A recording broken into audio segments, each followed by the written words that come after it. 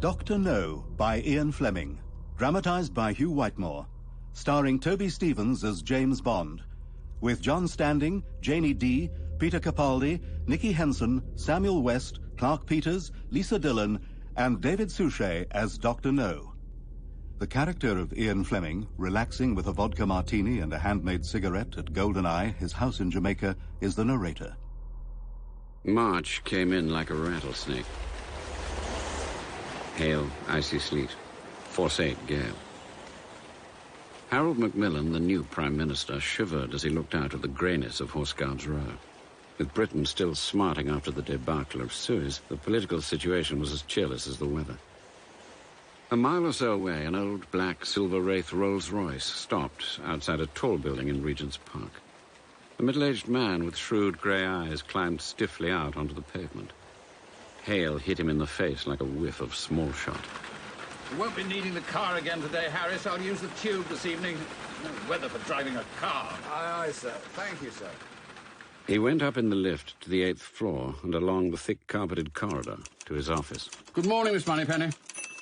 Good morning, sir. Bring me the signals, please, and anything else you've got. Straight away, sir. He went into his office and closed the door. He took out a large blue silk bandana handkerchief and brusquely wiped it over his face, something he'd never have done in front of the porters or the liftman. Let me have the Strangways file, please, Miss Moneypenny. Yes, sir. And tell the Chief of Staff I'll see 007 in half an hour. Very good, sir. He opened the signals file and went through it. Occasionally he made a brief telephone call. When he had finished, he tossed the pile into his outbasket and reached for his pipe and the tobacco jar made out of the base of a 14-pounder shell. Nothing remained in front of him except a buff folder marked with the top-secret red star. Across the center of the folder was written in block capitals, Caribbean Station, and underneath, in italics, Strangways and Trueblood. Yes? Commander Bond's here, sir. Send him in. And ask the armourer to come up. Yes, sir. Good morning, sir. Morning, James. How do you feel? Glad to be back? Very glad, sir. And I feel fine. Not much fun being shunted from hospital to hospital. Convalescence was worse.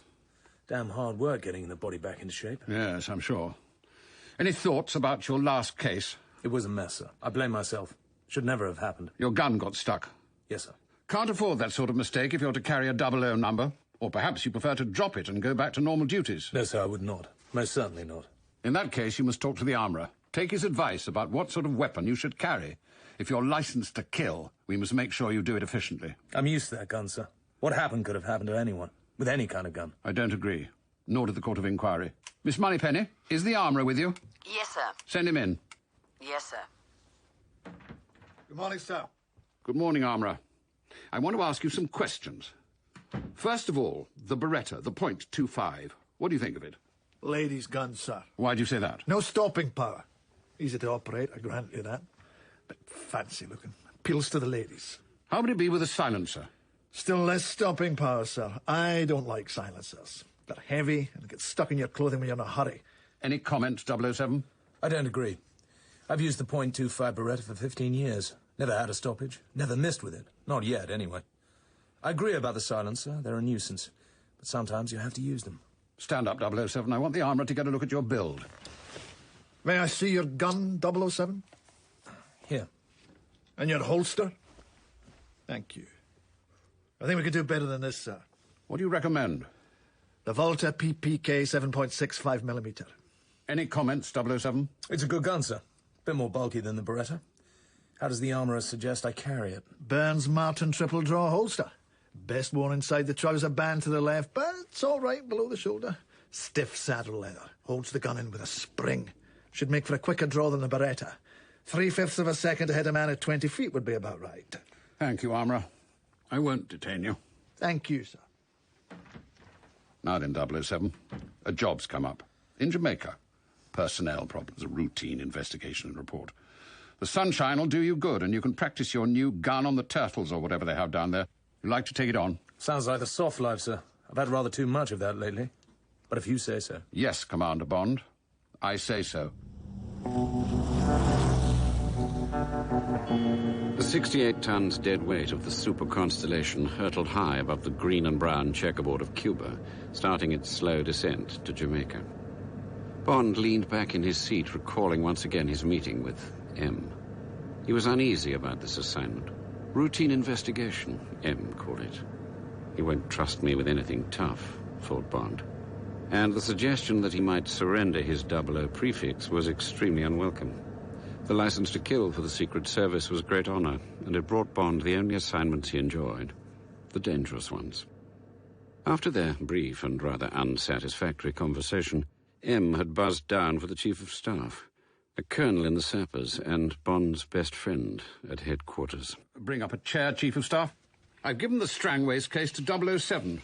Got to get this mess sorted out before we make a new appointment there. 007 can be acting head of station. Would you fix that with the Colonial Office and the Governor? Yes, sir. Pass me that file, would you? Thanks. Now then. Commander John Strangways, RN, retired, Regional Control Officer for the Caribbean. I believe you know him, 007. Very slightly. We worked together 5 years ago. What did you make of him? Good man. Bit highly strung. I'd have thought he'd been relieved by now. 5 years is a long time in the tropics. And his number 2, this girl, Mary Trueblood. Ever come across her? No, sir. What excellent record. Chief officer in the Wrens, and then came to us. Good looker to judge from her photographs. Would you say that Strangways was a bit of a womanizer? Could have been. What's happened to them? Gone. Vanished into thin air. Both went the same evening. Left everything behind, even their passports. Wouldn't have been difficult for Strangways to cook up a couple of passports, would it, Chief of Staff? No problem there. They could easily have done a bunk. Nobody questions that. The puzzling thing is their last radio call. 18:30 Jamaica time. Somebody, radio security thinks it was the girl, acknowledged our routine call sign, then went off the air. No answer to the blue call or the red. Next day, Section 3 sent a man down from Washington. By that time, the police had taken over, and the governor was already trying to get the whole thing hushed up. Strangways has had the occasional girl trouble down there. Not surprising, really. It's a quiet station. Not much to occupy his time. Yes, but that radio contact sticks in my throat. Why answer the call sign and then do a bunk? Doesn't make sense. People in love do silly things. What do you think, 007? Seems uncharacteristic. What cases had he been dealing with recently? Anything special? No, it's all very routine. The occasional communist trying to get onto the island from Cuba. Crooks from London thinking they can hide away in Jamaica. Was that business with the birds? What was that? Or some rot from the zoo or somebody. Got wished on us by the Colonial Office. No, it wasn't the zoo. It was a group of people in America called the Audubon Society. They protect rare birds. The something spoonbill, isn't that right? The roseate spoonbill. Ugly-looking thing. Like a pink stalk with an ugly flat bill. Ornithologists thought it was dying out. Then somebody reported a colony of them on an island called Crab Key, British territory, between Jamaica and Cuba. Used to be a guano island. Guano? Bird droppings? Bird droppings are very good as fertilizer, also I'm told. When these birds were found there, it had been uninhabited for over 50 years. The Audubon people ended up leasing a corner as a sanctuary for the spoonbills. Put 2 wardens in charge and persuaded the airlines to stop flying over the island and disturbing the birds. They're pretty influential, these people. The birds flourished, and at the last count there were about 5,000 of them. Then came the war. The price of guano went up, and some bright chap had the idea of buying the island and started to work it again. He negotiated with the Jamaican government and bought Crab Key for £10,000 on condition he didn't disturb the lease of the sanctuary. That was in 1943. This man imported plenty of cheap labour and soon had the place working at a profit. Then the price of guano took a dip. Bad news for the bird shit business. Who is this man? Chinaman. No, half Chinese, half German. Dr. No. Dr. Julius No. No. As in yes. Correct. Anything known? Keeps himself to himself. Nobody ever sees him. The island's his and he keeps it private. Then just before Christmas, one of the Audubon wardens... Barbadian fellow. Good, solid chap, apparently. Arrived on the north shore of Jamaica in a canoe. Very sick. Terrible burns. Died a few days later. Had some crazy story about their camp being attacked by a dragon with flames coming out of his mouth. Obviously off his rocker. The Audubon Society weren't satisfied with this story and sent 2 of their top brass from Miami to investigate. There's an airstrip on Crab Key. The plane crashed on landing. The 2 Audubon men were killed. Thus causing an absolute bloody rumpus. Well, it's always the same when people start preserving things. Churches, old houses, these blasted birds. Everybody gets worked up. Politicians get involved, and then there comes a point when somebody has to do something to keep them all quiet. Of course, nobody at the Colonial Office is in the least interested, which is why the whole damn fairy story has been dumped in our lap. In Strangway's lap. Exactly. Let me have a look at the file. Yes. Take it. And for God's sake, get it sorted out pronto. Now, you may not have noticed, 007, but the rest of the world happens to be in a bit of a mess.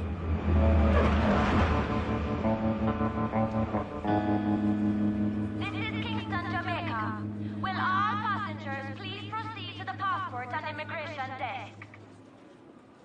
Good evening, Mr. Bond. Good evening. Import and export merchant. What company, sir? Universal Export. Are you here on business or pleasure? Pleasure.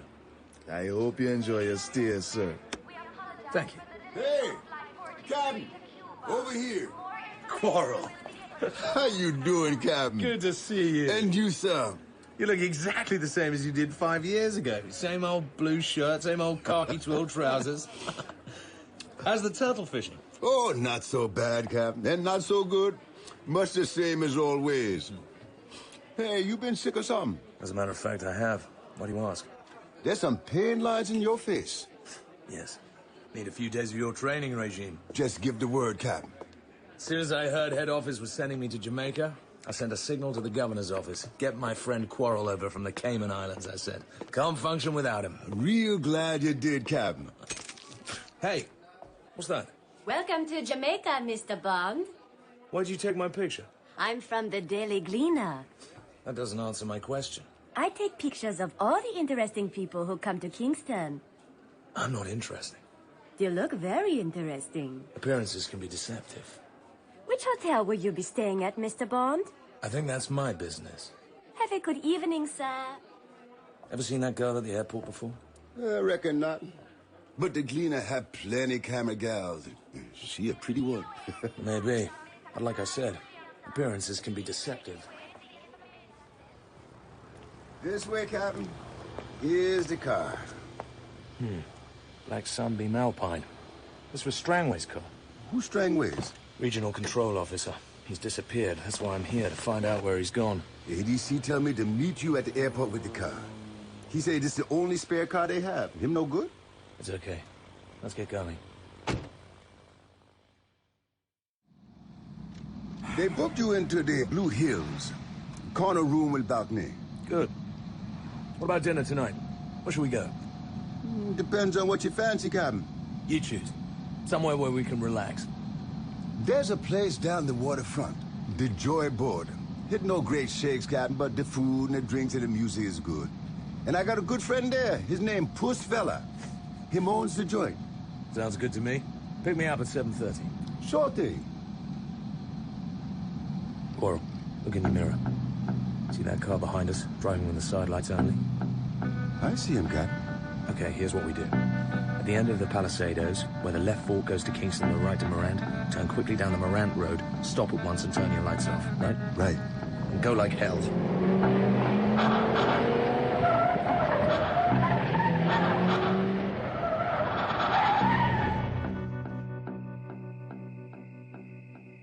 There he is, you see? Big American taxi cab. He's turned his lights on. He's looking for us. And take the Kingston Road. Okay, Quarrel, let's go. Keep a watch out. No one drives an empty taxi back from the airport. It's an expensive run. You think he follow us, Captain? I'm damn sure of it. Been a fool, Quarrel. Why is that, Captain? That girl photographer, how did she know who I was? Somebody must have told her. Now this taxi, I'm being watched, I'm being followed. I've been bloody careless. Might just as well have taken out a full-page advert in the Gleaner saying when I was coming. And why.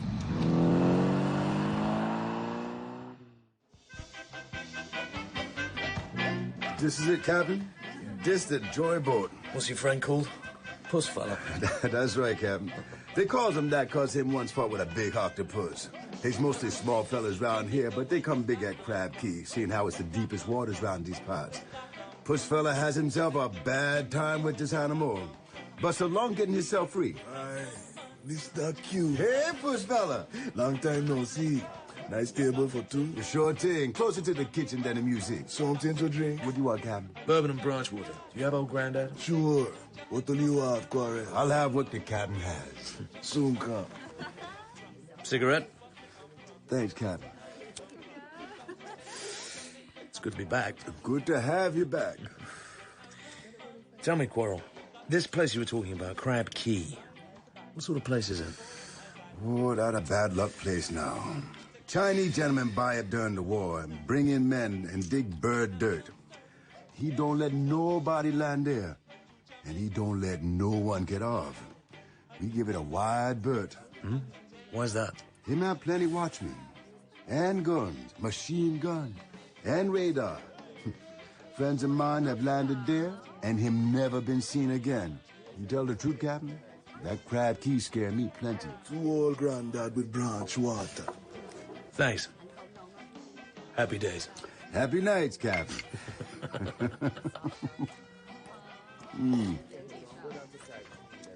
What is it? What do you see? Over there, by the bar. That Chinese girl from the airport. Bring her over. I want to know what she's up to. Sure, will do. Evening, Missy. Captain like to take a drink with we. I'm busy. You got time for a drink? Let go of my arm. You're hurting. Come and take a drink with the captain.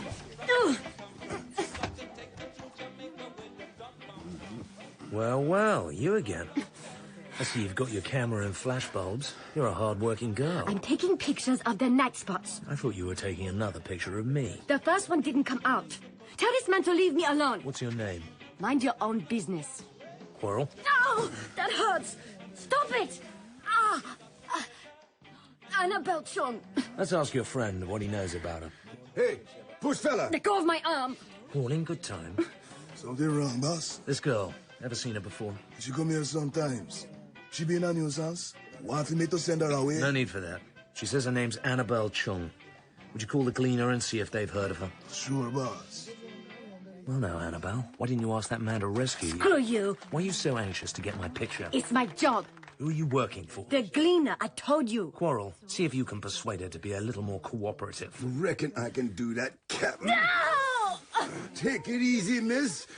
I ain't even started yet. It's okay, boss. You know Annabelle Chung. She one of their freelance girls. Thanks. See? I told you. You still haven't told me who wants my picture. And I'm not going to. Limey scum. Don't speak to Captain like that. Coach, she got something in her hand. Let go of me. I'm gonna teach you manners. Yeah!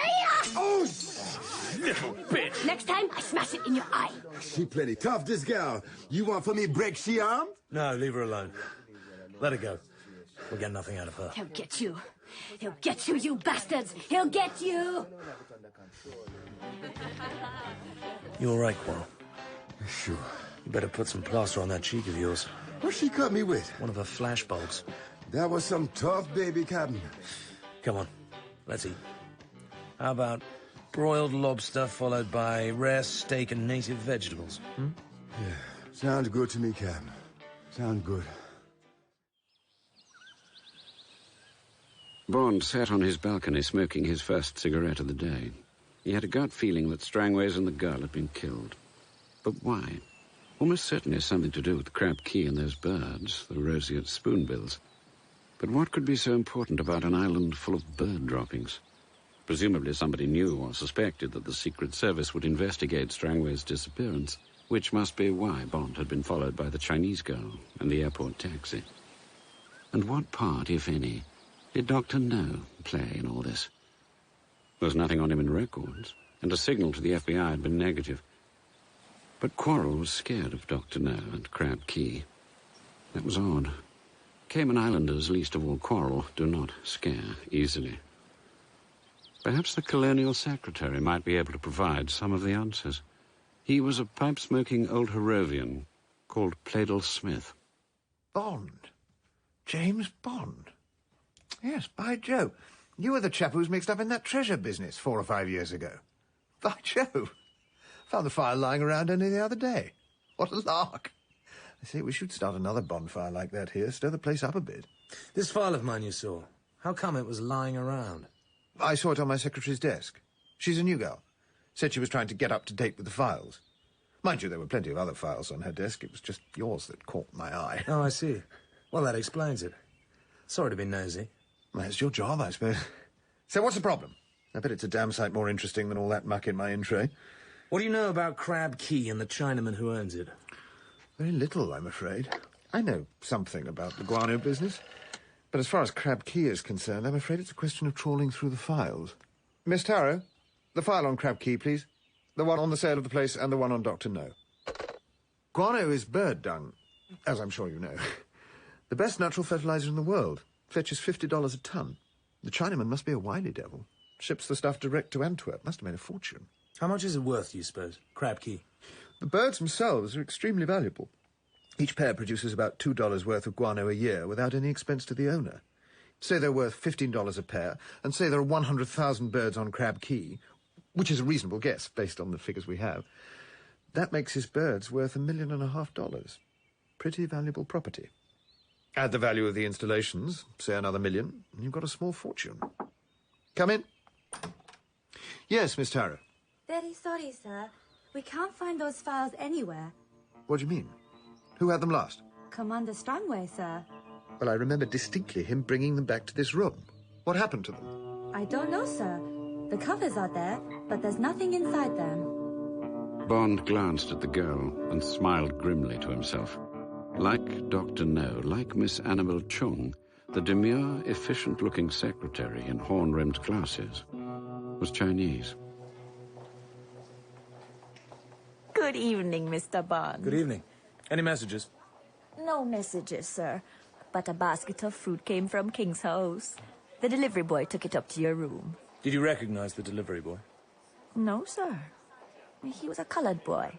Said he was from the ADC's office. King's house, can I help you? I'd like to speak to the Colonial Secretary. May I have your name, please? Bond. James Bond. One moment. Bond, what can I do for you? Did somebody in King's house send me a basket of fruit? Fruit?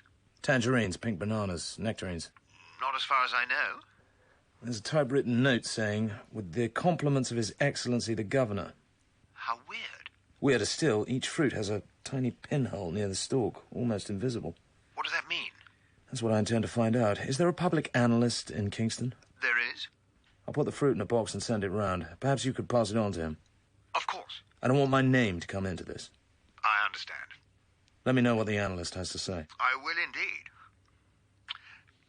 Anything else I can do for you? No, thanks. What are you doing for dinner? I'll grab something in the hotel. I want an early night. Oh, right. Sleep well.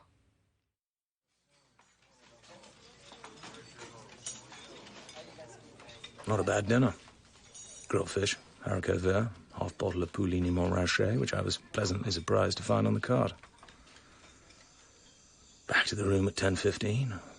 Undress. Asleep in 5 minutes.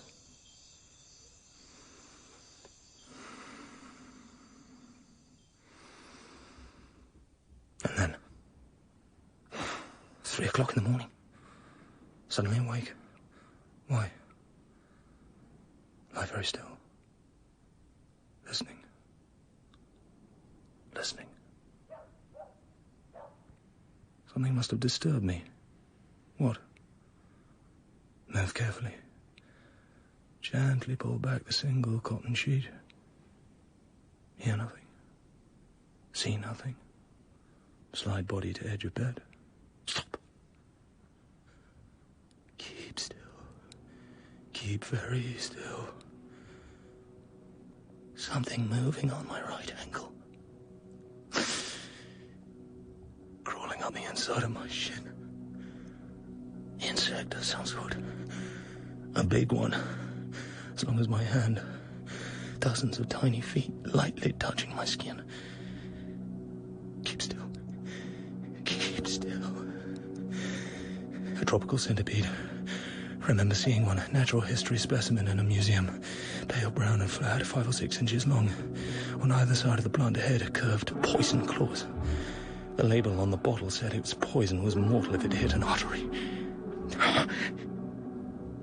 It's reached my knee. Oh, God. I must move. Must not move. Not even tremble. I feel it. I feel it. Crossing my stomach. Up to my chest. Stopped. What's it doing? I can feel its blunt head questing blindly to and fro. Oh, moving again. Onto my neck. Into the stubble of my chin. Corner of my mouth. Along the nose. Across the forehead. It stops again. Doesn't move. Doesn't move. Doesn't move. Any moment now, my limbs will start to shake. The trembling ache of fear. Can I control it? Can I? It's on the move. Into the forest of hair.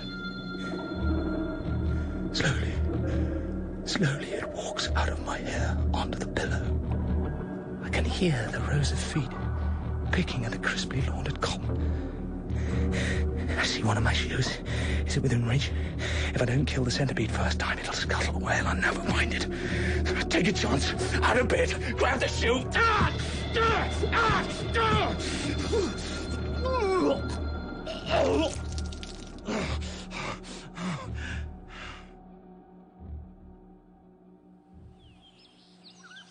More coffee, Quarrel? Thanks, Captain. What do you know about centipedes? Centipedes? Oh, we got some bad ones here in Jamaica. They kills folk. They mostly live in them old houses in Kingston. They loves the rotten wood and the moldy places. Would you expect to find one in a modern house? In your shoe, perhaps? In a drawer? In your bed? No, sir. Not unless someone put it there on purpose. There's dirty living insects. They not love the clean places. James Bond? Pladle Smith. What news? I think you should change your greengrocer. That basket of fruit contained enough cyanide to kill a horse. Right. Thanks. Let me know if there's anything else I can do. I will. Captain, begging your pardon, but can you tell me what you have in mind for we? I've been puzzled and I can't seem to figure out your game. I've hardly figured it out myself, Quarrel. As I told you, I'm here because Commander Strangways and his secretary have disappeared. Most people think they've gone off together. I think they've been murdered. That's so. Who you think's done it? I don't know who did it. But I think Dr. No, that Chinaman on Crab Key, had it done. Strangways was poking his nose into this man's affairs. Something to do with a bird sanctuary. And as you told me yourself, Dr. No has a mania for privacy. So what you gonna do about it? I was thinking that in a couple of days, you and I might go and take a look at Crab Key. Just sniff around. We needn't get too close to Dr. No's end. I want to take a look at this bird sanctuary, see for myself what happened to the warden's camp. I think you're plumb crazy, Captain. Maybe. Will you come with me? Sure, I'm your man. Just one thing, Captain. I have some folks back in the Caymans. Would you consider taking out a life insurance on me before we sail? Of course. I'm going to Port Maria tomorrow, doing some research at the Jamaica Institute. I'll fix the insurance at the same time. We'll make it big. Say £5,000. Thanks, Captain. I'm afraid this is the only map of Crab Key we've got in the Institute. Ordnance Survey dated 1910. Fine, let's have a look. The overall area of the island is about 50 square miles. 3/4 of this is swamp and shallow lake. A smallish river runs from the lake to the sea here on the south coast. And this, to the west? A hill, 500 feet high. Oh.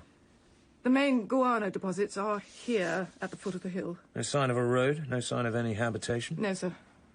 This Chinaman, Dr. No, he must have done quite a bit of building and development. Yes, but we have no record of it. Well, thanks for your help. When we go to Crab Key, where you reckon to land? South shore, near the mouth of the river. I had a look at a map in the Jamaica Institute. We can go up the river to the lake. That's where the warden's camp must have been. This mighty rough country. Marsh and mangrove. How long we staying? Better plan for 3 days. Weather may break. Stop us getting off for a night or two. Can't take a whole lot of food with us. No tobacco. Can't risk smoking light. Take a couple of good hunting knives. And a couple of guns. You never can tell.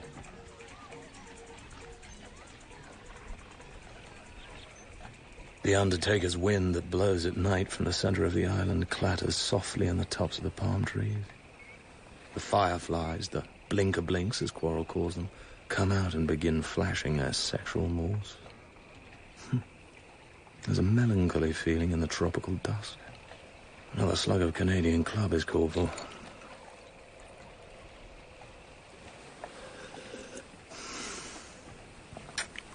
What am I drinking for? Is it perhaps because of the 30 miles of Black Sea we have to cross tonight? Is it because we're going into the unknown? Is it because of Dr. No? Time to go, Captain. Okay. Bond swallowed his drink and followed Quarrel down to the canoe. Quarrel went aft and Bond climbed into the space between the forward thwart and the bows.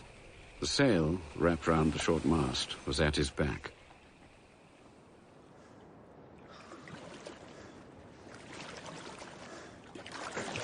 The rim of the world was just visible in the darkness ahead.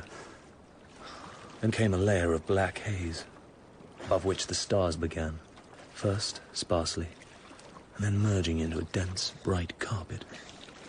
The Milky Way soared overhead.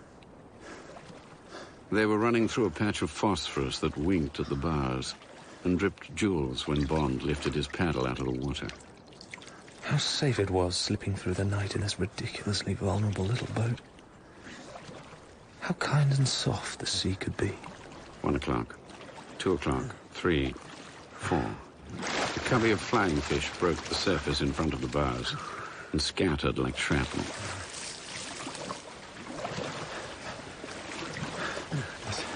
I smell land, Captain.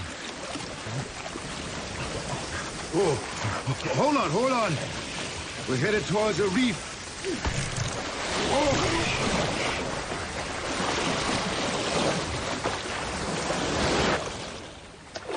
You okay? Fine. Yes, I'm fine.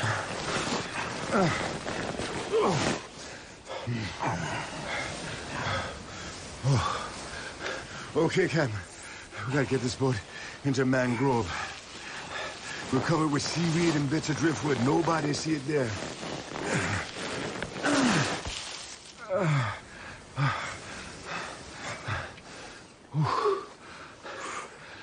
5 o'clock. Soon be daylight. Better get some rest, Captain.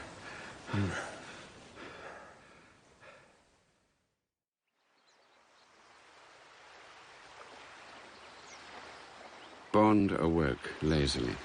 The sun, through the round, thick leaves of the sea grape, was already hot. A shadow moved across the dappled sand in front of his face.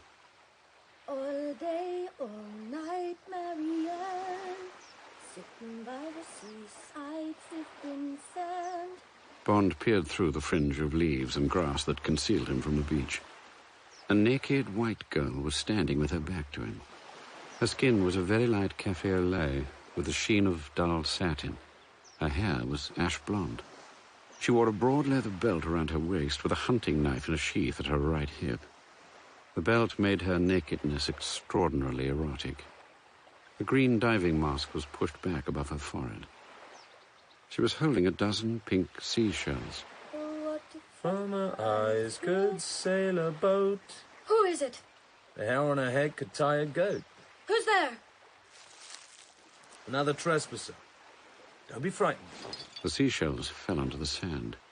Bond saw that her nose had once been badly broken, smashed crooked, like a boxer's. Who are you? What are you doing here? I'm an Englishman interested in birds. We're trying to protect a rare species. How long have you been watching me? How did you get here? No more answers until you tell me who you are. I live in Jamaica. I collect shells. I came in a canoe, did you? Yes. Where's your canoe? I've got a friend with me. We've hidden it in the mangroves. There are no marks of a canoe landing. We're careful. We covered them up. Did you use a sail? Yes. Right up to the reef? Well, why not? I always do. Then they'll know you're here. They've got radar. They've never caught me yet. What's your name? Bond. James Bond. What's yours? Ryder. What Ryder? Honey Child. Why are you smiling? It's a pretty name. People call me Honey. I'm glad to meet you. Honey. I must get dressed. Right. Please don't touch my shells. Don't worry. I'll take care of them. Bond watched her go. There was something uncared for about her. A dog that nobody wants to pet. Who was she? When she came back, she was wearing a faded brown shirt with torn sleeves and a knee-length patched brown cotton skirt. She had a canvas knapsack slung over one shoulder. Your shells, are they rare? Some are. Some are very rare. You can get $5 for a perfect specimen. In Miami. Tell me about these birds you're looking for. What sort are they? They're called roseate spoonbills. What do they look like? Sort of pink stalks with a flat beak. Oh, those. There used to be thousands of them here, but you won't find many now. They scared them all away. Who scared them all away? The Chinaman. He doesn't like birds. He's got a dragon. He sent the dragon after the birds and scared them off. The dragon burned up their nesting places. There used to be 2 men who lived with the birds and looked after them. And they got scared away too, or killed, or something. This dragon, have you ever seen it? Sure, I've seen it. Just before Christmas. I thought I'd explore the river. I went up to the top where the birdmen had their camp. It was all broken up. Everything smashed. And then I heard a funny noise, and I hid behind some bushes. I saw the dragon coming. It had 2 great orange-colored eyes and a long snout. It was all black and gold, making a sort of roaring noise. It went over the marsh, and a whole flock of birds flew up in front of it. Suddenly, a tongue of fire came out of its mouth and burnt them up. Burnt the birds, burnt the trees where they'd been roosting. It was horrible. The most horrible thing I've ever seen. You don't believe me, do you? You're one of those city people. You don't believe anything. Honey, there aren't such things as dragons in this world. What you saw was something that looked like a dragon. I'm just wondering what it was. How do you know there aren't such things as dragons? Nobody lives on this end of the island. One could have survived here. Unlikely. Anyway, what do you know about animals and things? Have you ever seen a praying mantis eat her husband after they've made love? Have you ever seen a mongoose dance? Have you seen a scorpion get sunstroke and kill itself with its own sting? I may not know the things you know, honey, but I know plenty of other things. Like, for instance, that if the Chinaman finds out I'm here, he'll hunt me down with everything he's got, and I'm afraid he'll catch you at the same time. What have you done? Why is he looking for you? Captain! Hey, Captain! Over here. This is the guy I told you about. His name's Quarrel. They're coming, Captain. What's that noise? Sounds like a motorboat. He's got a big boat, the Chinaman, and he's got a plane. They're coming, Captain. Round the end of the reef. How many? Boat with 2 guys on board. Look plenty tough. Get down, honey. Quarrel, this is Honey. Do as he says, miss. Get down behind the sandbank. They got a gun. Machine gun. Okay, folks, come on out, and you won't get hurt. Keep still. Don't take any chances. These men know their job. Come on, make it quick. We see when you came ashore. We spotted the boat under the driftwood. We ain't fools and we ain't fooling. Just come out with your hands up. You'll be okay. Burrow into the sand, honey. Wriggle down. Every inch will help. Okay, just so you'll know this thing ain't for show. Okay, you've been warned. This is it. Keep right down. It won't last long.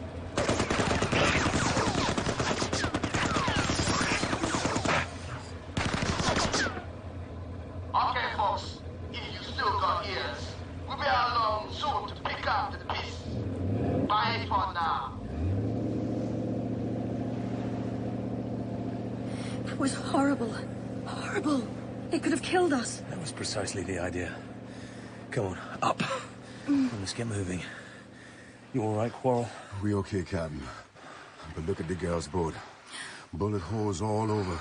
You'd have nearly cut him in half. My God. Just look at it. It's okay. Captain fix you up with another.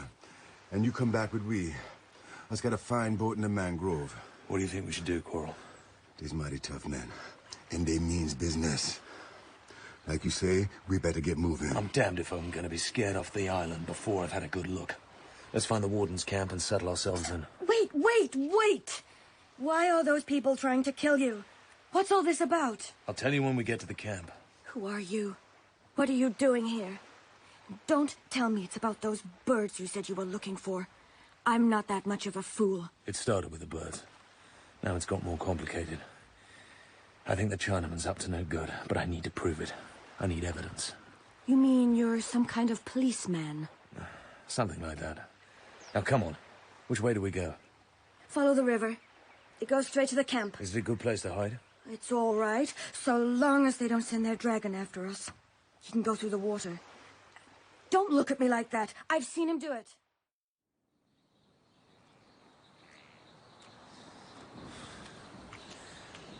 Oh, God, the wind's getting hotter and hotter. It come from the northeast. All year round it blows. It dries up the bird shit. Next iguana. Hey, look at that. Those marks on the ground. That dragon's been here. Those are his tracks. I told you. Look more like tire tracks to me. All right, Mr. Know-All. Look over there. See that? I told you I'd seen the dragon burn up the birds' nests. That's where he breathed on them. Something certainly did. See there, Captain? Him tracks go out in the lake. And then gone, disappear. Yes, I see that. All very odd.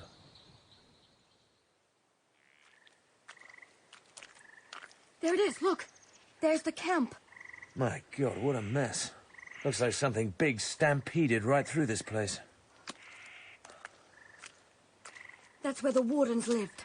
Not much left of it. There are the dragon's tracks, Captain. See? There, coming out of the lake. Cooking pots, tins of food. They must have been in the middle of a meal when whatever it was disturbed them. More tins over here. This is where they stored things. Pork and beans, could be worse. Here's a purse. Look. 5 $1 bills, 3 Jamaican pounds. They certainly left in a hurry. You think we'll be okay here, Captain? As long as we don't show a light. Okay. I'll get these tins open and get things fixed up for the night.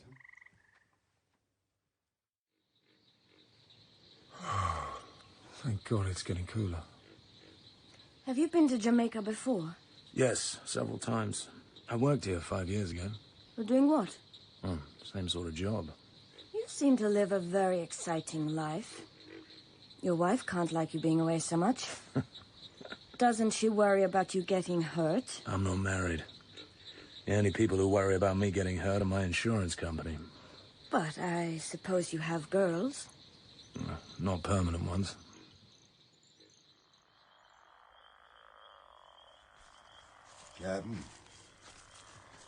Captain, I'll take the first watch if that suits. I'll come call you around midnight. Then maybe you take on till 5, then we get going. Need to get well away from this place before it's late. Suits me. Wake me if you see anything. Yeah, sure. Here you are, honey. An old sleeping bag. Must have belonged to one of the wardens. It looks clean. I'm happy sleeping on the sand. It'll keep you warm. What about you? I'm fine. Come in, beside me. There's plenty of room. No, thank you, honey. I'll be all right. Cigarette? No, thanks. Have you always lived in Jamaica? Always. My family came over years ago. 1860-something. We lived in the great house near Morgan's Harbor. But then the sugar trade collapsed, and I suppose the place was badly run. And when my father inherited it, there was nothing but debts. My parents died when I was young, and my black nanny looked after me. We lived in the cellars. She did a bit of sewing and laundry. She died when I was 15. Up till then, I'd led a child's life, and then I suddenly had to grow up and do everything for myself. Men tried to catch me and hurt me. They said they wanted to make love to me. One of them broke my nose. I tried to kill him with a knife, but he was very strong. One night, I caught a black widow spider. I crept into the man's room. He was asleep. I heard him snoring. I put the spider into his bed. My God. It took him a week to die. Bond looked at her. It was as if some beautiful animal had attached itself to him. But what about the physical desire he felt for her? One couldn't make love to a child. But was she a child? There was nothing childish about her body. And she was far more capable of taking care of herself than any girl of 20 Bond had ever met.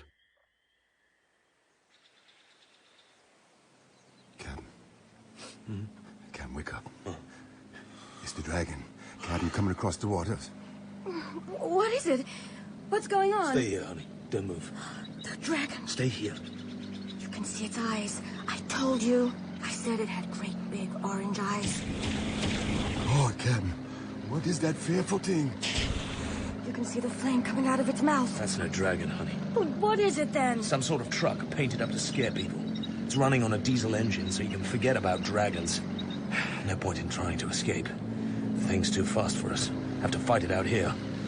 Quarrel, start firing at that dome on top. When it gets... Yes, sir, Captain. I'll go for those eyes, which I suspect are colored headlights. Honey? Yes, James? Make a hole in the sand like we did on the beach. There may be some shooting, so keep down and don't move. Be careful, James. See that? It's a flamethrower. That's how the warden got burnt. And the bushes. Let him have it, Quarrel. It's coming your way, Quarrel. Look out! Quarrel! Quarrel! Quarrel!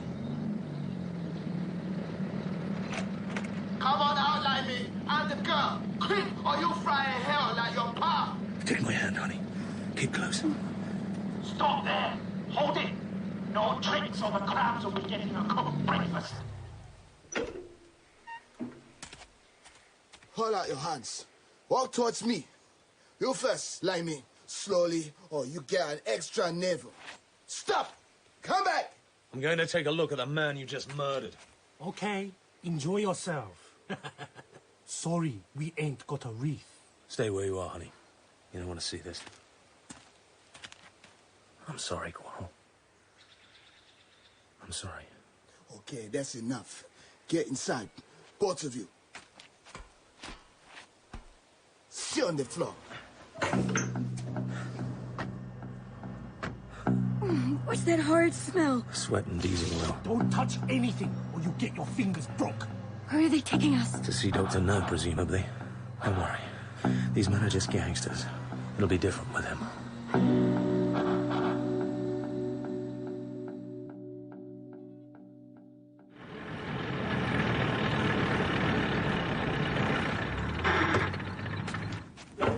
Okay, get out. Both of you. See there? In the side of the mountain. There's a bell push. Ring it. They'll let you in.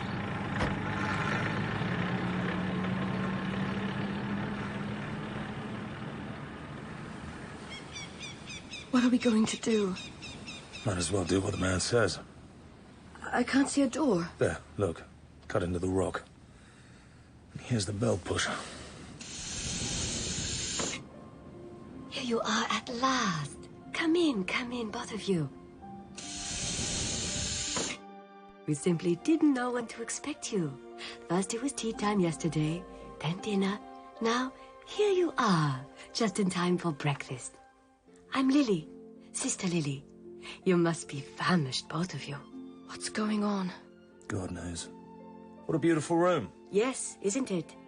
The doctor knows a great deal about antique furniture. He has such an eye for lovely things. If you'd be kind enough to follow me, please, I'll show you to your room. We've put you and your wife in the cream suite. Good morning, sir, madam. This charming young lady is May. She'll be looking after you both. Anything you want, just ring for May. She's a favorite with all our patients. That's a charming kimono you're wearing. Thank you, sir. I do hope you'll both be comfortable. I took the liberty of ordering breakfast as soon as I heard you had come in. Yes, I thought I smelled bacon and coffee. Delicious. We'll leave you two dear people in peace. If you want anything, just ring.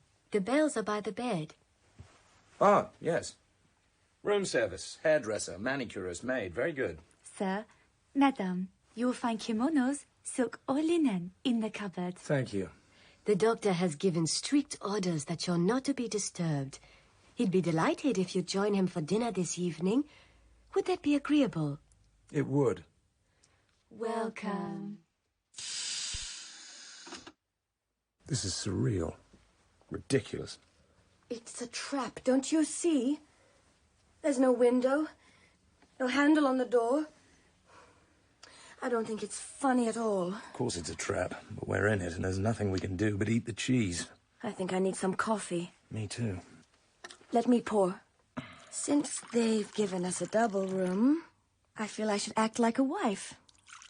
Here you are, darling James. Stop flirting. This is no time for making love. Why not? Drink your coffee.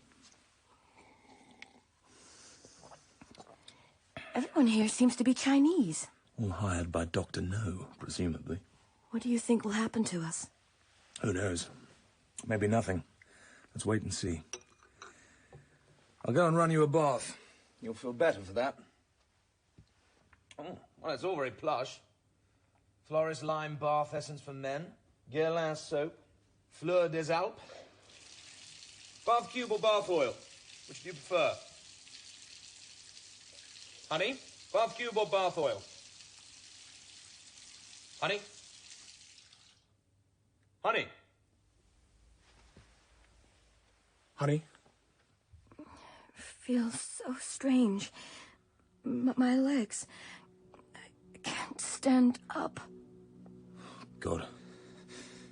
Me too. Must have been the coffee. Bastards drug the coffee. An hour or so later, the door opened softly. A tall, thin figure wearing a kimono was silhouetted against the lighted corridor. He moved slowly into the room and up to the bed. He was holding a flashlight. He bent forward and shone the soft light onto the girl's face. Then he took the sheet and drew it down to the foot of the bed. But the hand that drew down the sheet was not a human hand. It was mechanical. A pair of articulated steel pincers at the end of a metal stalk that disappeared into a long black sleeve. The man then turned his attention to James Bond. He scrutinized every line, every shadow on the dark, rather cruel face that lay drowned in drugged sleep. He watched the pulse in the neck and counted. He did the same for the area around the heart. He gauged the curve of the muscles on Bond's arms and thighs and looked thoughtfully at the hidden strength in the flat stomach. For several minutes, the tall figure stood over the sleeping man. Then it swished softly away and out into the corridor. James. James. James. No. I thought you'd never wake up. Honey. God, what time is it? It's 4:30. They must have put something in the coffee. They certainly did. Are you all right? I think so. Hungry. Press the room service bell. How are you feeling? I don't know. Don't be frightened. I'm not. I feel safe when I'm with you. Good. That's the way it should be. Come in. You rang for room service? Yes, please. Tea, I think, and buttered toast. Very good, sir. And this evening, would you be kind enough, please, to select what you would like for dinner? Here is the menu. The doctor asked if 7:45 for 8 would be convenient. Yes, fine. Then I will call for you at 7:44. At 7:44 precisely, there came a soft knock on the door. Bond took Honey by the hand, and they followed the Chinese girl along the empty, gracious corridor. They were shown into a lift. Bond had no idea how far down they went. The automatic doors hissed open. They walked into a large, empty room. My God. It is very big, yes? It's enormous. Must be 60 foot long. All those books. I've never seen so many. Enjoy. The doctor will be with you very shortly. Thank you. What's the end wall made of? Is it glass? Looks like it. Some sort of aquarium. Oh, my God. Did you see that? Was it a shark? Certainly was. A shark in an aquarium? Come here, honey. Look up at the ceiling. Little specks of light. Look again. Can't you see what it is? What? That's Orion. This is no aquarium. This is the sea itself, and up there is the night sky. This window must be made of reinforced glass. We're 20 feet under the sea. This is amazing, honey. We're looking straight into the heart of the ocean.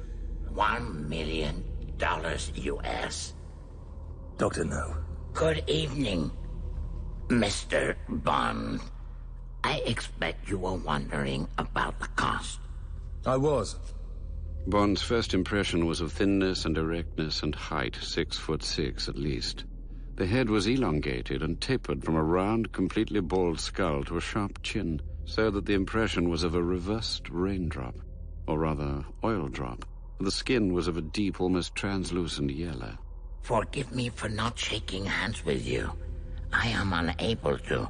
As you see, I have no hands. Slanting jet-black eyes stared out of the skull. They were without eyelashes. They looked like the mouths of two small revolvers, direct and unblinking, and totally devoid of expression. We have much to talk about, and so little time. Please, sit down. The bizarre, gliding figure looked like a giant venomous worm wrapped in grey tinfoil. You will have a drink? Cigarettes are beside your chairs. What will the girl have? A Coca-Cola, please. And I would like a medium vodka dry martini with a slice of lemon peel. Shaken and not stirred, please. I would prefer Russian or Polish vodka. Oh, I see you are also a man who knows what he wants. On this occasion, your desires will be satisfied. Do you not find that is generally so? When one wants a thing, one gets it. That is my experience. The small things. If you fail at the large things, it means you have not large ambitions. Cola? Give me a fulcrum and I will move the world. Vodka martini. Enjoy. And now, Mr. James Bond of the British Secret Service, let us tell each other our secrets, but let us tell each other the truth. Very well. If you do not, these will know that you are lying. He brought the steel claw delicately in front of each eye and tapped the center of each eyeball. These see everything. Everything. All right, agreed. But if we are to talk, let it be without any more stage effects. You've suffered the misfortune of losing your hands. You wear contact lenses. You have enough money to create this remarkable habitat. But basically, you're just an ordinary man. You eat, sleep, and defecate like the rest of us. So no more conjuring tricks, please. I'm not one of your guano diggers, and I'm not impressed by them. Bravely spoken, Mr. Bond. I accept the rebuke. It is a rare pleasure to have an intelligent listener, and I shall enjoy telling you my story. I have not told it to anyone before, and I know that you will keep it to yourself, as indeed will the young lady. Look, there's no point in telling her. She's got nothing to do with me. I found her yesterday on the beach. Your men destroyed her canoe. So I had to bring her with me. Send her back home. She won't talk. She'll swear not to. I will talk. I'll tell everything. I'm going to stay with you. I don't want you here. Don't waste your breath on these heroics, Mr. Bond. Nobody who comes to this island has ever left it. And don't try to bluff me. It's entirely useless. Sorry, honey. I didn't mean it. I'd hate you to go away. Let's stick together and hear what this maniac has to say. You are right, Mr. Bond. That is just what I am. A maniac. All the greatest men are maniacs. They are possessed by a mania, which drives them forward to their goal. My mania is for power. That is the meaning of my life. That is why I am here. That is why you are here. That is why here exists. You disappoint me, Dr. No. The asylums are full of people who think they're the King of England or the President of the United States or God. The only difference is that instead of being shut away by society, you built your own asylum and locked yourself inside. But why? Why does incarcerating yourself in this cell give you the illusion of power? Power is sovereignty, Mr. Bond. Clausewitz's first principle was to have a secure base. From there one proceeds to freedom of action. Together, that is sovereignty. You talk of kings and presidents. How much power do they possess? As much as the people will allow them. But I have to account to no one. That makes my position unique. That is only the illusion of power. Any man with a loaded revolver has the power of life and death over his neighbors. Other people beside you have murdered in secret and got away with it. In the end, a greater power than they possess is exerted upon them by the community. That will happen to you, Dr. No. Your search for power is an illusion because power itself is an illusion. So is beauty, Mr. Bond. So is art. So is money. So is death. And so probably is life. Let us go eat. Over dinner, I shall tell you my story. The round mahogany table was laid for three. Silver and glass twinkled warmly. The plain dark blue carpet was luxuriously deep. Dr. No took the center high-backed chair and bowed the girl into the chair on his right. They sat down and unfolded napkins of white silk. The hollow ceremony and the charming room maddened Bond. He longed to break it up with his own hands, to wind his silk napkin round Dr. No's throat and squeeze until the contact lenses popped out of the black, damnable eyes. I was the only son of a German Methodist missionary and a Chinese girl of good family. But I was born on what you call the wrong side of the blanket. I went to work in Shanghai and became involved with the Tongs and their illicit proceedings. I moved to the United States and settled in New York. I loved the death and destruction of people and things, and I became adept in the techniques of criminality. The killers, when they came in the night. I had stolen $1 million in gold from a criminal organization called the Hip Sings.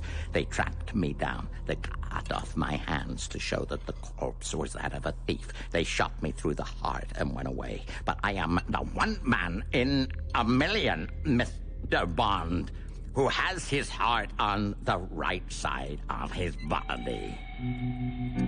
I lived. By sheer willpower, I survived the operation and the months in hospital. When they let me out, I decided to change my appearance. I had all my hair taken out by the roots, my thick nose made thin, my mouth widened, my lips sliced.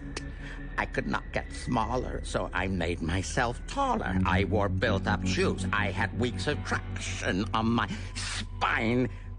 I changed my name to Julius No. The Julius after my father, and the No for my rejection of him and of all authority.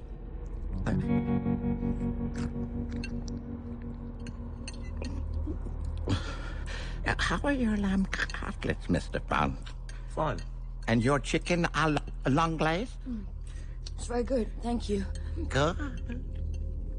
And so, my next task was to find a suitable site for my headquarters. It had to be an island. It had to be entirely private. It had to be capable of industrial development.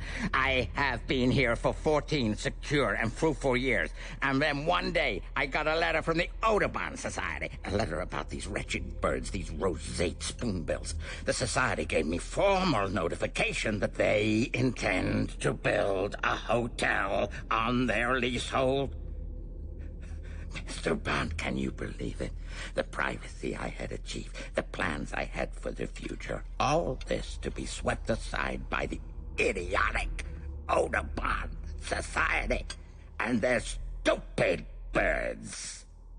I sent to Florida for a marsh buggy, a vehicle that is used for oil prospecting that will cover any kind of terrain. I adapted it to frighten and to burn not only birds, humans as well. One night in December, I sent a buggy across the lake. It smashed through the camp. Both wardens were reported killed. The one, it turned out, escaped to die in Jamaica. It burned the nesting place. The spoonbills died in their thousands. The Audubon Society demanded an investigation. I decided to agree. 2 officials were sent in an airplane. An accident was arranged. The bodies were placed reverently in coffins, and I reported the tragedy. Privacy was re-established. There are now no roseate spoonbills. So there will be no wardens. There will be no more interference. Strangways and the girl. What happened to them? Yes. Well, your Mr. Strangways became suspicious and started ferreting about. He and the girl are 50 fathoms down at the bottom of the Mona Reservoir. I sent 3 of my best men. As for you, well, I knew what type of man you were thanks to the files Miss Tarot removed from the king's house. I guessed that the fly would come to the spider. When your canoe showed up on the radar screen, I knew you would not get away. Your radar is not very efficient. There were 2 canoes. The one you saw was the girl's. She's nothing to do with me. Then she is unfortunate. I happen to be needing a white girl for a small experiment. As we agreed earlier, Mr. Bond, one generally gets what one wants. Then you're out of luck, Dr. No. If I fail to return from Crab Key within 3 days, London will be alerted. I wonder if that is true. I rather doubt it. Because of the girl, and only because of her, I'll strike a bargain.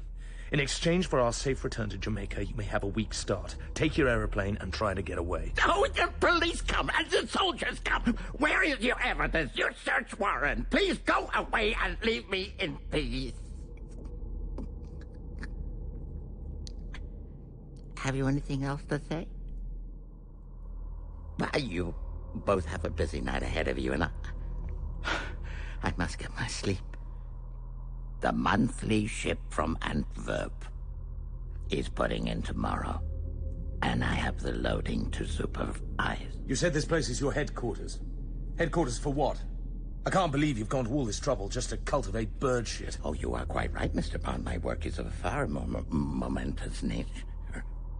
I'm sure you're aware that Turk's Island, about 300 miles from here, is the most important center for testing the missiles of the United States. I know it's an important center, yes. And you must have read that their rockets have been going astray recently?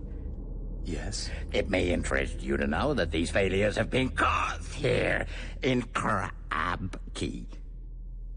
What am I supposed to say to that?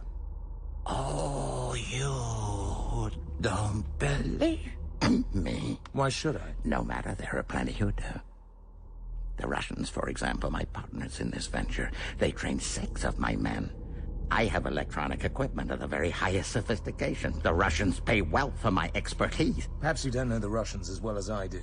You may be a best friend at the moment, but the Russians don't have partners.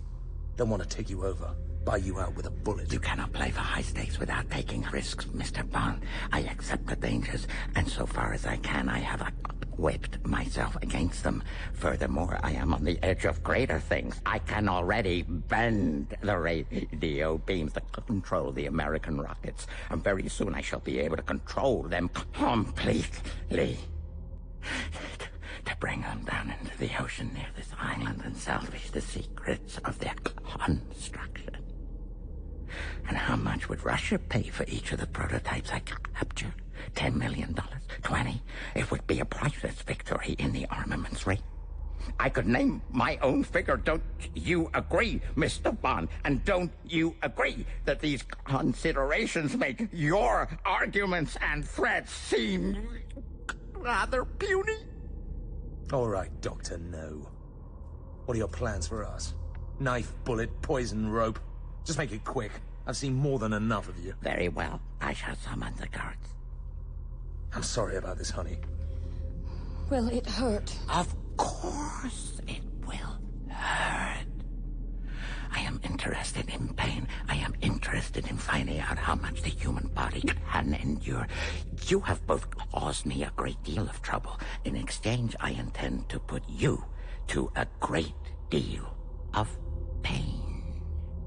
It's a year since I put a girl to death in the fashion I have chosen for you. She was a negress. She lasted 3 hours. I have wanted a white girl for comparison, so I was not surprised when your arrival was reported. I always get what I want. And now, my dear, you have lived in Jamaica all your life, so you will know what I'm talking about. This island is called Crab Key because it is infested with land crabs. They weigh about 1 pound each and are as big as saucers. At this time of year, they come up in thousands from their holes near the shore and climb toward the mountains where they go to ground again and spawn their broods. They march in armies of hundreds. It is a compulsive migration. They devour whatever they find in their path. Tonight, on the mountainside, they will find the naked body of a young woman pegged out before them. A banquet indeed. You bastard! You'll burn in hell for this. Mr. Bond, I do not admit the existence of hell. Console yourself. Perhaps they will start at the throat or the heart. The movement of the pulse will attract them. Then it will not be long. Yes, sir? The girl has fainted. You know where to take her. Yes, sir. Let us now proceed to the method of your departure, Mr. Bond.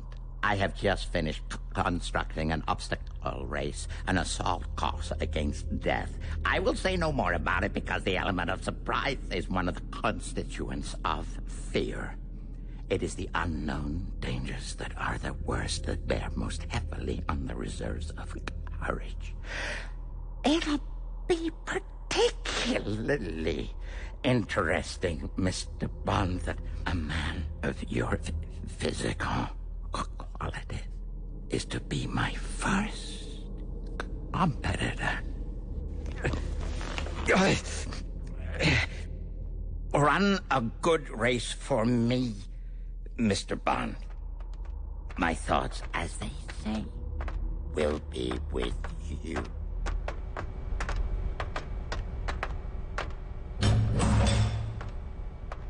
This is it, bud. You're at the starting gate. You can either sit here and rot or find your way out onto the course. Happy landings. How would you like to earn $10,000 guaranteed and a ticket to anywhere in the world? Thanks, mister. I'd rather stay alive. Bond was in a grey-painted stone cell. The door was made of metal with no handle on the inside. There was nothing in the room except a wooden chair. There was a ventilation grill in one corner just below the ceiling. Bond set the chair beneath the grill and climbed onto it. He reached out towards the wire. Slowly, Bond got to his feet. He squinted up at the wire grill as if it might strike at him again. There was no other way out. The grill had to be removed. Presumably, the electric shock had been to soften him up, a taste of pain to come. Bond reached up and tugged at the wire. It came away in his hand. He set to work unraveling the thick mesh. Then, using the chair as a hammer, he straightened the heavy wire. After 10 minutes, Bond had fashioned a crooked spear, about 4 feet long. He heaved himself into the metal ventilator shaft. It was about 4 inches wider than Bond's shoulders. Polished metal, zinc. Cool air blew into Bond's face. Faint luminosity ahead. A vertical shaft directly above him. Slowly. Slowly. 6 inches at a time. Bond's body began to worm up the shaft. Don't look up. Think only of the inches of metal that have to be conquered one by one. One by one. Above him, light was shining through a thick porthole. Yellowish light. The glass looks thick. Suddenly, behind the glass, he saw movement, a pair of eyes observing. Bastards. No more light. Blackness ahead. It's getting warmer. The smell of heat. Metallic heat. Right hand turn in the shaft. Hands, knees, toes. Faster. Faster. There was no air. His lungs were bursting. Bond inched forward. Something's blocking the shaft. Wire mesh as fine as muslin. Sound of movement. Creatures of some sort. But what? Eyes like red pinpoints watching him. Tarantulas. Giant tarantulas. Was this Dr. No's killing ground? There must be 20 of them at least. You have to get past them, somehow. He seized the mesh and wrenched it out of the frame. The spider scuttled towards him. He took his wire spear and jabbed it again and again into the mass of writhing furry insects. Bash and bash into blood and fur! Bond shot his body over the pulp of crushed spiders and through the jagged frame. The shaft is sloping downwards. Steeper and steeper. Glimmer of grey light ahead. Now the shaft was widening. He could no longer get a grip. Going faster and faster. Faster and faster. Bend just ahead. Bond's body crashed into the bend and round edge. Christ! He was diving head downwards. Out of control! The metal flayed his skin. Stay alive, you fool! Stay alive! Bond's body shot out of the shaft and fell through the air slowly, slowly, down towards the gunmetal sea that waited for him 100 feet below.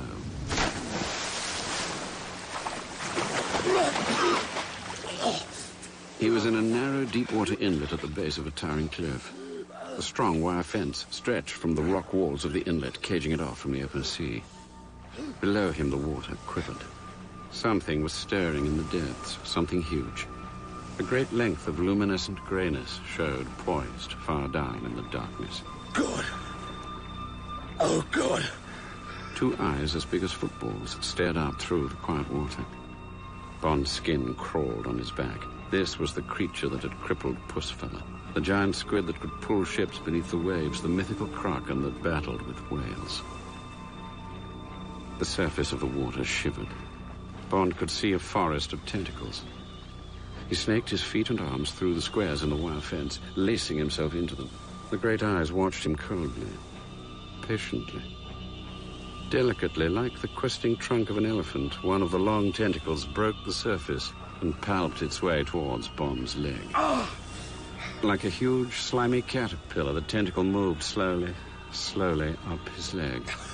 And then... The tanker from Antwerp. The tanker from Antwerp had arrived. Antwerp!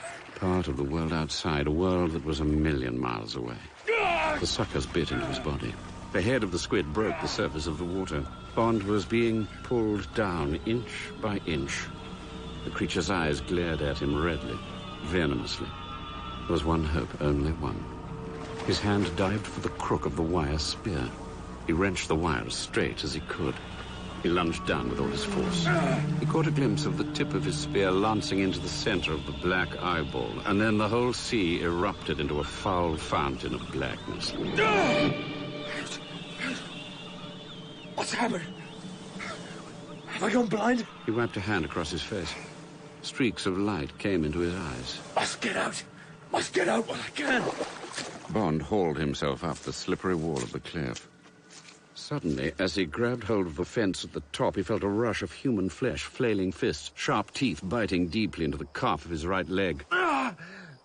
And then, just a glimpse. Ash-blonde hair. Honey! Honey, it's me! James!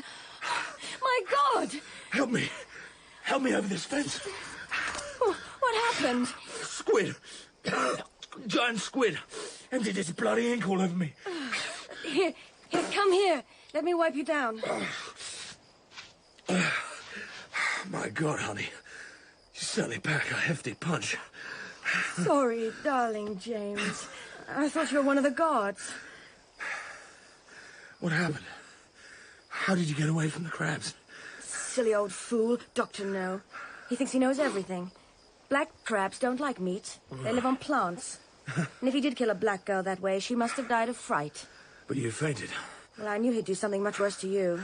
That's why. God almighty, I had visions of you being torn to pieces. Sit still. Let me clean you properly. It wasn't much fun. I was tied down to pegs in the ground, and then I heard the crabs beginning to run. Rattling along. Hundreds of them. They walked round me and over. I might have been a rock for all they cared. I just lay there very still and waited for the early morning when they'd crawl into their holes and go to sleep. There. That's got most of it off. My God. Your body. What have they done to you? Later, honey. No time to talk. We've got to get out of here. Let's see what's going on. Let me take a look over those rocks. The loading jetty's right beneath us. There's a tanker alongside. The Blanche from Antwerp. There's a conveyor belt and a crane. Presumably the crane lifts the conveyor belt into the hold of the tanker. That's how they load the guano. Okay to go? Okay. Start the engine. Start the conveyor belt. Stand by to load. God, look who's there.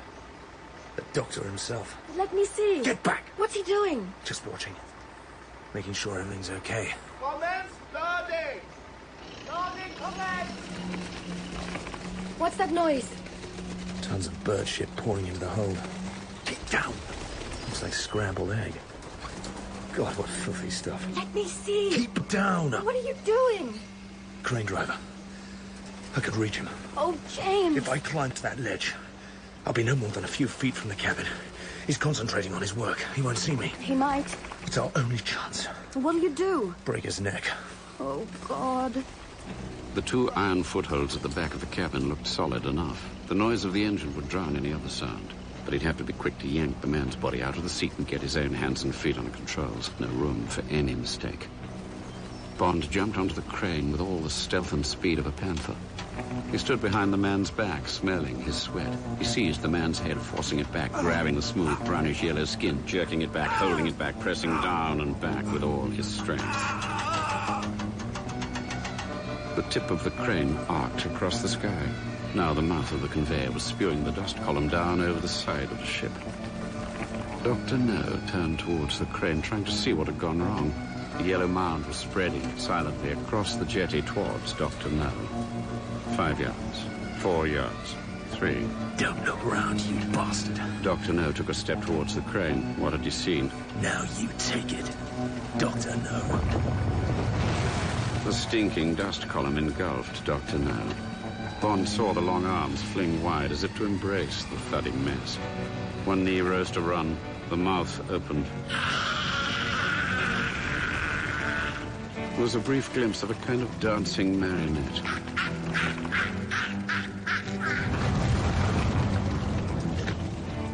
And then only a mound of yellow bird dung that grew higher and higher.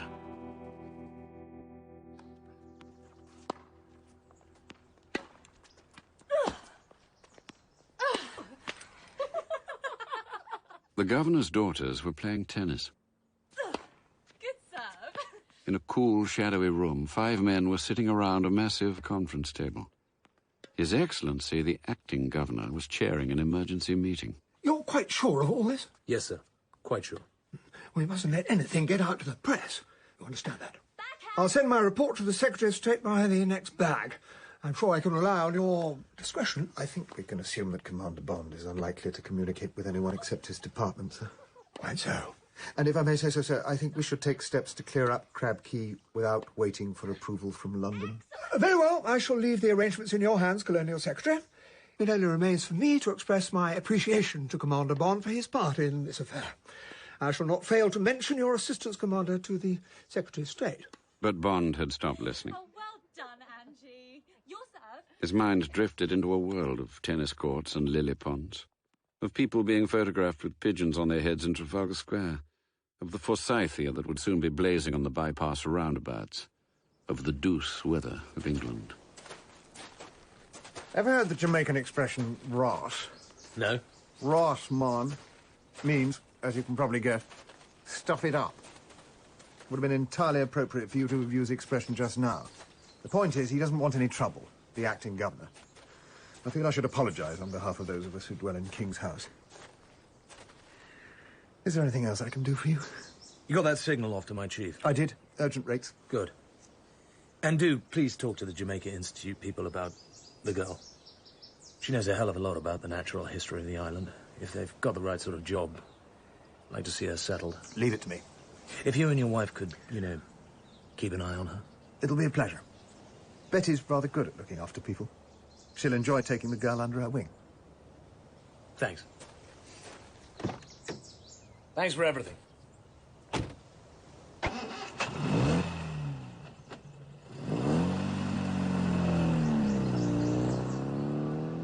As he drove, Bond thought of Crab Key.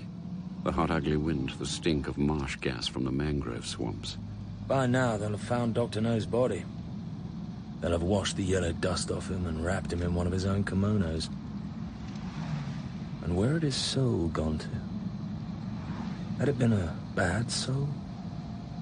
Or just a mad one? Bond thought of the burned twist down in the swamp that had once been Quarrel. Surely he hadn't gone to the same place as Dr. No. Whatever happened to dead people, there was surely one place for the warm and another for the cold.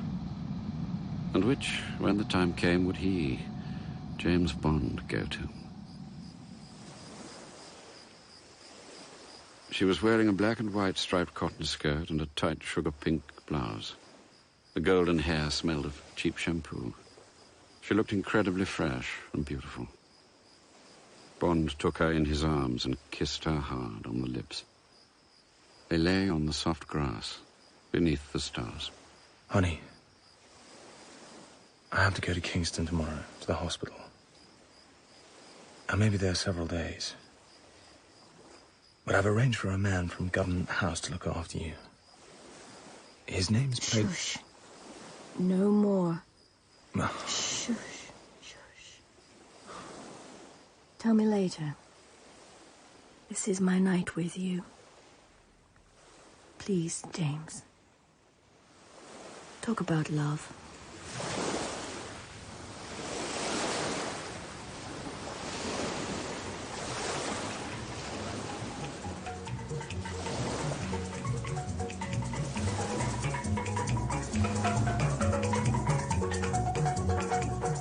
Dr. No by Ian Fleming was dramatized by Hugh Whitemore.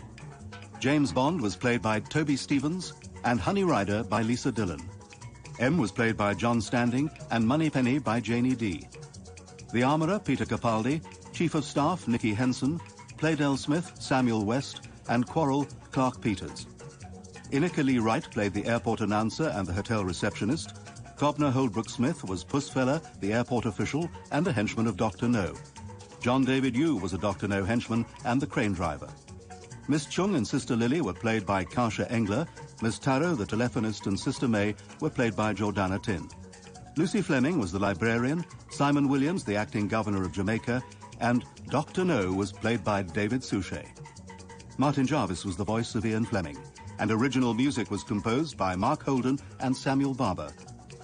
Dr. No was directed by Martin Jarvis and is a Jarvis & Ayres production for BBC Radio 4.